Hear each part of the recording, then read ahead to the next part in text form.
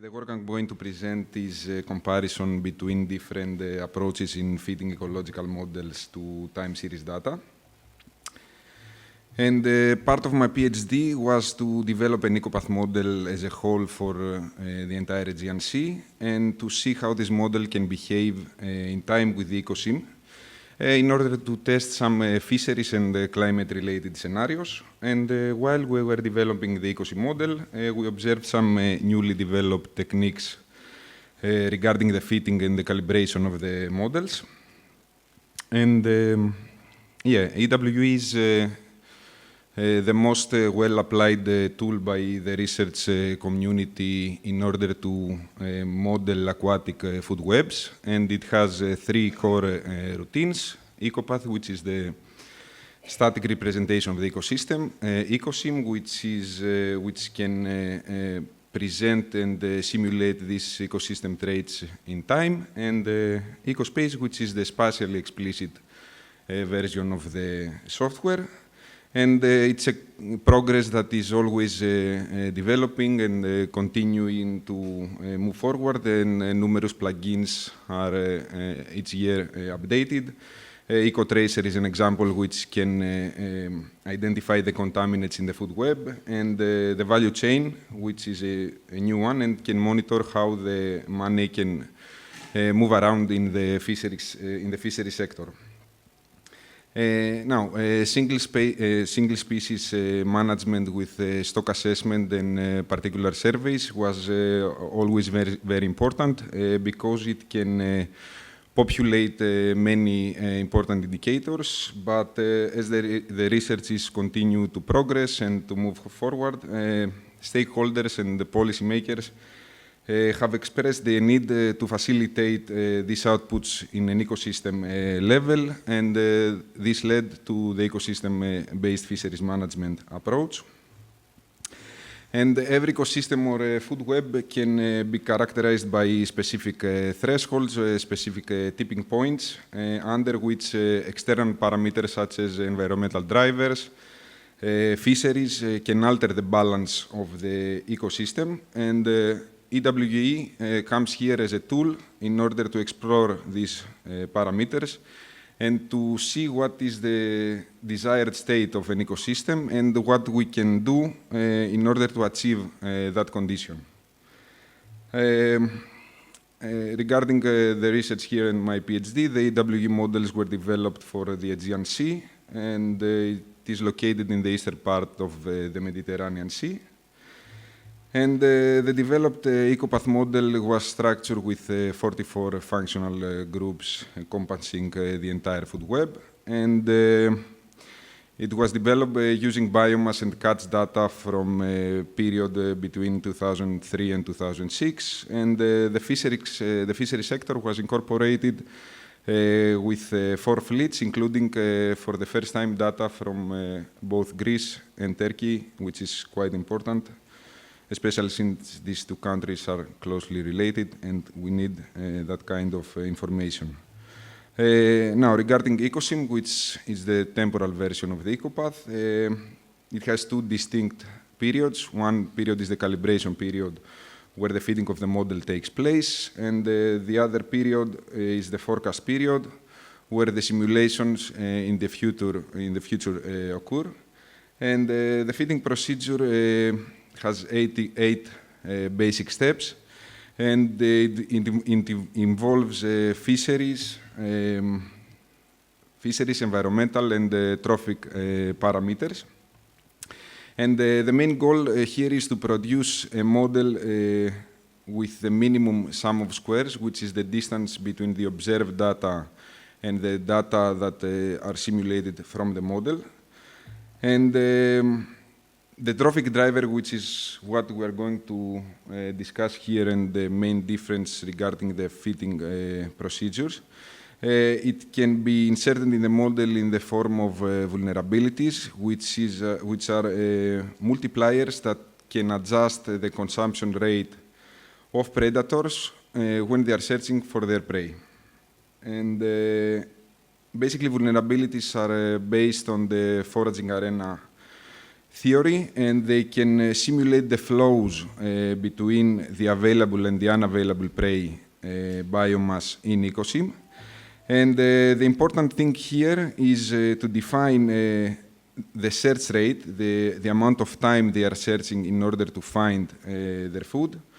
And for example, in an ecosystem that you have, these multipliers have big values, high values, it can indicate that your ecosystem is supported by a strong top-down control. And when your vulnerabilities are low, it means that you have an ecosystem that is the opposite.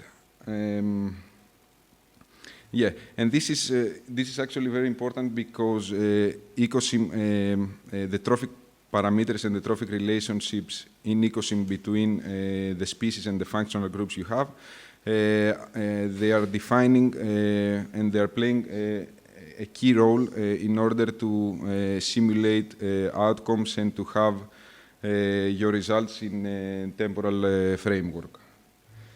And until the last decade, the most popular fitting approach regarding these models was to define the trophic relationship in the trophic relations in the food web by assigning these vulnerability multipliers in separate pairs between predators and prey.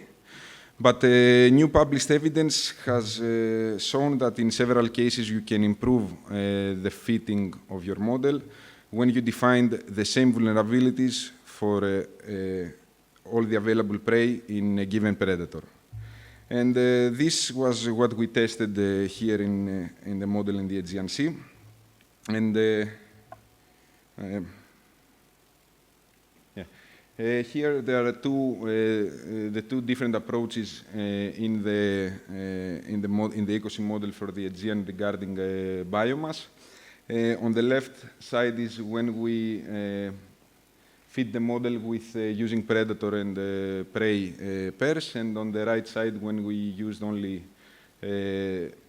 predator to assign the vulnerabilities. And the sum of squares was lower when we fitted the model only by predators. And this became more evident when we went to see the catches, because catch data are more reliable usually most of the times than the biomass data. And here the sum of squares when we fitted the model only by predators was even smaller than we fitted it by predator and prey pairs. And in some functional groups, it became even more evident.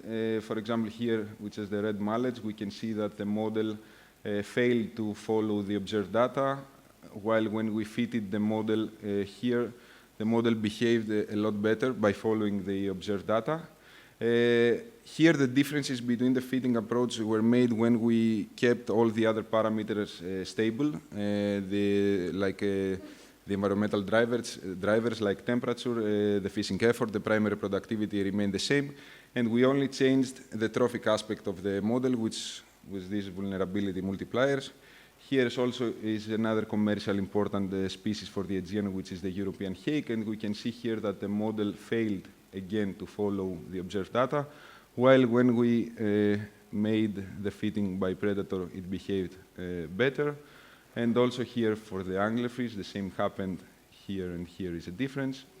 And for a demersal species group of fishes, here the model again failed to follow the data, and here followed the observed data much better. And actually this was very important because we came in a situation that when we kept all the other parameters the same and we didn't quite get the results that we desired, by changing this, it was important for us to see that like a small parameter, like it's to only adjust and play with these multipliers, it can have a massive impact and play a great role when you perform and develop ecological models and you deal with this data. So, in general, we can say that there is not a right or wrong method when you are fitting ecological models, especially using the ecosim. Both methods are correct. Both methods have published models that were plausible by the peer-reviewed process. And the most important thing here is the knowledge that you have for your ecosystem and to define what is the characteristic of the ecosystem you examine and what are the species that your ecosystem has in order to see how you can play and adjust those trophic relationships between the species. Here is an example from the Aegean Sea model when we can see that if you adjust different multipliers in predators and prey, you can have different biomass curves. So if you adjust like high numbers of multipliers, it has an effect also in the particular prey. So this is a knowledge that it's good to have when you develop ecological models. And also, trials and testings are very important in order to see this relationship, these things, because prey vulnerabilities can influence predator and prey biomass trajectories. And in the end, when you have do your validations, your validation metrics and skills, like let's say skill assessment, it's very good in order to see this margin of errors that you may have and to perform also some ecological checks that makes sense to you. And also to take into account the drivers of the ecosystem, like its fisheries or the environmental parameters that you may have. Yes, thank you.